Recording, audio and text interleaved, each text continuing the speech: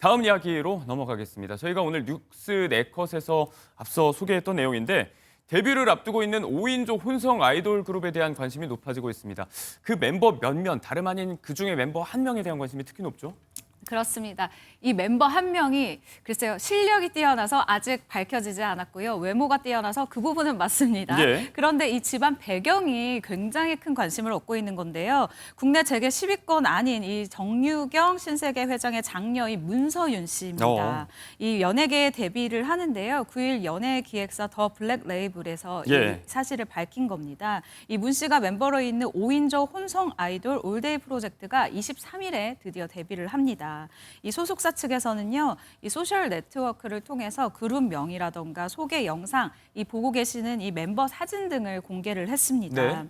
이번에 활동명 같은 경우에는 본인의 영어 이름인 애니로 데뷔를 하고요. 그렇군요. 정유경 회장의 장녀이자 이명희 신세계 총괄 회장의 외손녀로 알려져 있기 때문에 더 큰 관심을 모으고 있습니다. 네. 뿐만 아니라 지금 데뷔도 전인데 벌써 SNS 팔로워, 그러니까 자신을 소식을 계속 듣고 있는 사람들의 수가 12만 명이 넘었어요. 네. 지금 뭐 14만 명이 넘었다라는 이미 얘기도 연예인 아닌가요, 있는데 그러면? 이렇게 가능했었던 게 옛날과 분위기가 다릅니다. 예전에는 이 정재계에 있다, 이 자녀들이다라고 하면은 최대한 감춰져 있었죠. 그렇죠. 감춰져 있고 스포트라이트를 받지 않는 것이 대세였는데 이제는 세대가 변했기 때문에 네. 자신을 적극적으로 나타내고 특히나 뭐 지드래곤이라던가 연예인들과의 친분을 스스럼없이 나타내고 있었어요. 예. 이 부분이 전 세계 K-팝 팬들에게 먼저 관심을 받는 데 성공했다.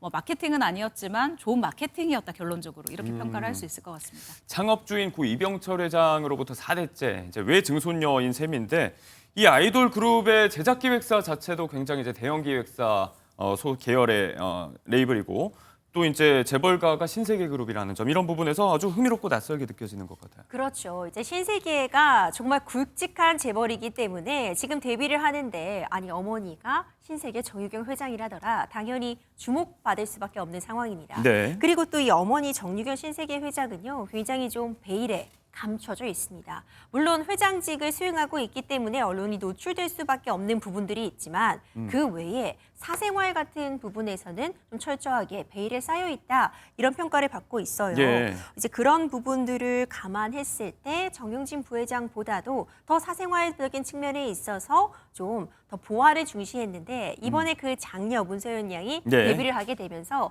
굉장히 흥미롭다. 신세계라는 그 배경도 그렇지만 어머니와는 좀 다른 행보를 보이는 것 아니냐 이런 이야기들도 나오고 있습니다.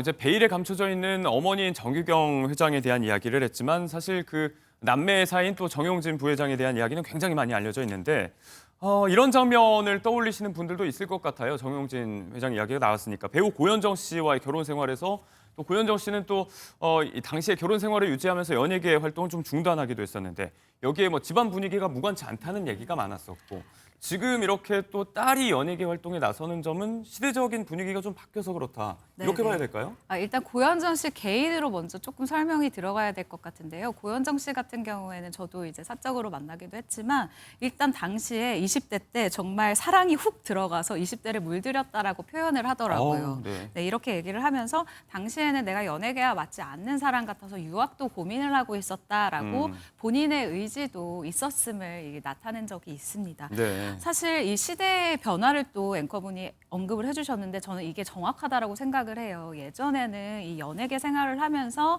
내조를 한다라는 것이 좀 양립하기가 힘들었었는데 이제는 세월이 바뀌어서 정말 제게 아까 말씀드린 순위가 10위인데도 불구하고 예. 재벌 3세가 아이돌로 데뷔하는 것은 이번이 처음입니다. 근데 이 사안을 보고 우리는 이렇게 평가를 할 수가 있을 것 같은데요. 네. 전 세계를 무대로 하는 이 K-팝 시장에 아이돌로 등장을 할 만큼 이 K-팝의 위상이 그만큼 올라갔다라고 보여질 거고요. 네. 이 문 씨 같은 경우에는 내가 하고 싶다라고 그냥 하는 게 아니라 분명히 어른들의 이 허락도 있어야 됐을 거거든요. 이 부분을 또 생각해 보면 이 그룹의 리스크보다 시너지가 분명히 더 크다라는 판단 그리고 그 의미를 두고 활동을 긍정적으로 내부적으로도 네. 보고 있는 것이 아닌가라고 판단이 되어집니다. 우리의 문화 산업의 경쟁력 자체가 좀 성장한 측면도 있는 것 같고 아무튼 이렇게 기업을 물려받지 않고 예전처럼 베일에 꽁꽁 쌓여 있다가 이렇게 기업을 좀 이어받는 게 항상 수순이었다면 그 승계에 들어가지 않고 이렇게 새로운 분야에 도전하는 재벌가 자녀들의 이야기가 좀 점점 많이 들려오고 있는 것 같습니다. 박진 아나운서. 그렇습니다. 그룹 경영 대신 군복무라든지 스타트업 등 개인의 관심사와 역량을 살려서 다양한 분야에 진출하는 경우가 있는데요. 네. SK 최태원 회장의 자녀 최민정 씨 경우가 그렇습니다. 해군 장교로 복무한 바 있죠. 6대 1의 경직률을 뚫고 해군 사관학교에 입교를 해서 이 해적 소탕 임무까지 수행을 했던 것으로 알려져 있는데요. 네. 최근에는 미국에서 인공지능 기반 헬스케어 스타트업을 창업을 했습니다. SK 하이닉스에 다니다가 퇴사를 하고 본인만의 독자적인 길을 걷고 있는 건데요. 네. 이렇게 가업을 잇기보다는 새로운 분야의 문화예술이라든지 사회공헌 등 새로운 분야에 도전하는 재벌가 자녀들이 늘고 있는 상황입니다.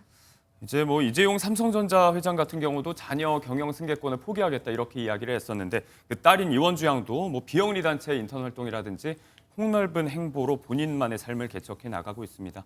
세간의 관심이 워낙에 집중되는 게 또 재벌가 이야기들이기 때문에 그 자녀들의 폭넓은 행보 이야기도 잠시 한번 짚어봤고요.